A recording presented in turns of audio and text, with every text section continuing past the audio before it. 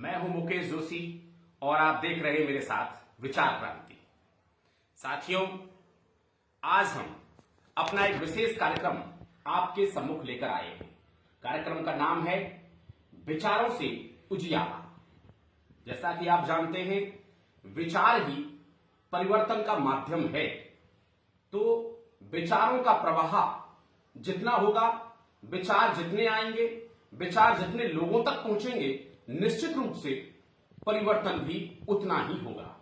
तो एक सकारात्मक परिवर्तन के लिए क्षेत्र में, समाज में, राज्य में और देश में सकारात्मक बदलाव लाने के लिए हम एक कार्यक्रम प्रारंभ करने जा रहे हैं जिसका नाम है विचारों से उजियारा। दोस्तों, सबसे पहले मैं आपसे पुनः एक अपील करूं कि हमारे इस फेसबुक पेज को, जिसका नाम है विचार क्रांति, आप अधिक से अधिक संख्या में फॉलो करें और लोगों को कराएं। आइए अब मैं आपको विषय के साथ छोड़ता हूं।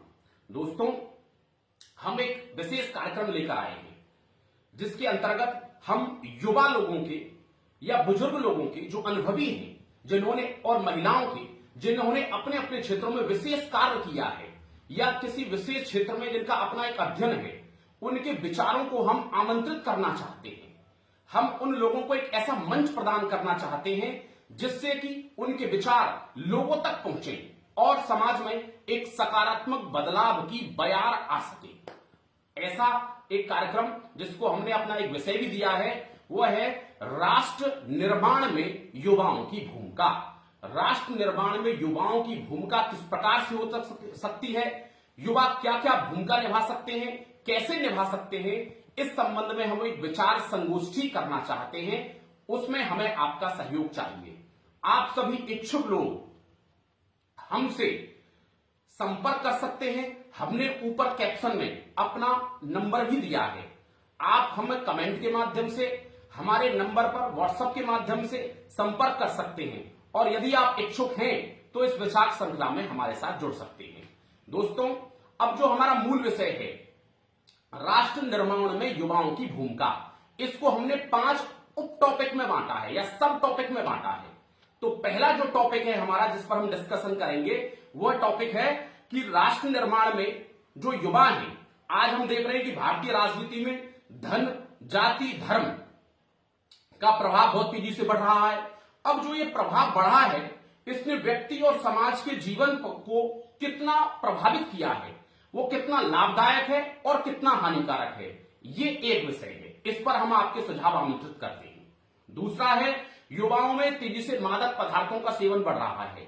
अब मादक पदार्थ युवाओं के शारीरिक, मानसिक और भावनात्मक रूप से किस तरह से नुकसानदायी हैं और इनसे कैसे बचा जा सकता है, इस पर भी आपके सुझाव आमंत्रित हैं। यह हमारा दूसरा टॉपिक है। तीसरा हमारा टॉपिक है कि आप देख रहे हैं कि सोशल मीडिया का जो उपयोग है, उसके माध्यम से युवा जो है वो अपराध और चरित्रहीनता की ओर जा रहे हैं। ये सोशल मीडिया का दुरुपयोग है। अब युवा अपने आप को इस अपराध और चरित्रहीनता से कैसे बचाएं, वो कैसे अपने आप को नियंत्रित रख सकें, इसके संबंध में भी आपके सुझाव आमंत्रित हैं। आप जो भी इस विषय पर आपका अध्ययन है, आप हमारे साथ साझा कर सकते हैं। ये हमारा तीसरा टॉपिक है। चौथा टॉपिक है हमारा भौतिकता। आप देख रहे हैं दिखावे भरी जिंदगी है, लोग बाग दिखावा ज्यादा पसंद करते हैं, जिसे आप भौतिकता कहते हैं, और इस भौतिकता की दौड़ में, अंधी दौड़ में दौड़ रहे हैं, जिससे उन्हें शारीरिक हानि भी होती है, मानसिक हानि भी होती है और साथ ही आर्थिक हानि तो होती है। इस भौतिकता की अंधी दौड़ से वो अपने आप को कैसे बचाएं, कैसे वो सादगी और संयमित जीवन जी सके, इस पर भी आपके सुझाव आमंत्रित हैं। ये हमारा चौथा टॉपिक है।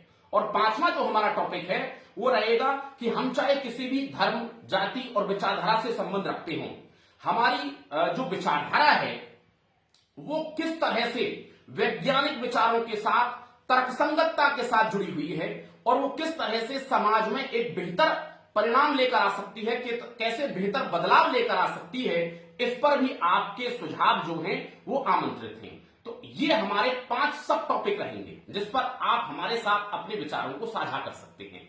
दोस्तों, हमने अपना नंबर अपने कैप्शन में दिया हुआ है और आप हमें कमेंट भी कर सकते हैं। हम आपसे संपर्क करेंगे और आपको आपके विचारों के साथ आमंत्रित करेंगे और हम आपको एक मंच देंगे ताकि आपके विचार ज्यादा से ज्यादा लोगों तक पहुंचे। आइए हमारी इस मुहिम में हमारे साथ जुड़िए और देश में लोक कल्याणकारी बदलाव लाने के लिए अपना अमूल्य योगदान विचार क्रांति मंच के साथ मिलकर दीजिए। हम आपका स्वागत करते हैं साथियों। बहुत बहुत धन्यवाद, बहुत बहुत नमस्कार।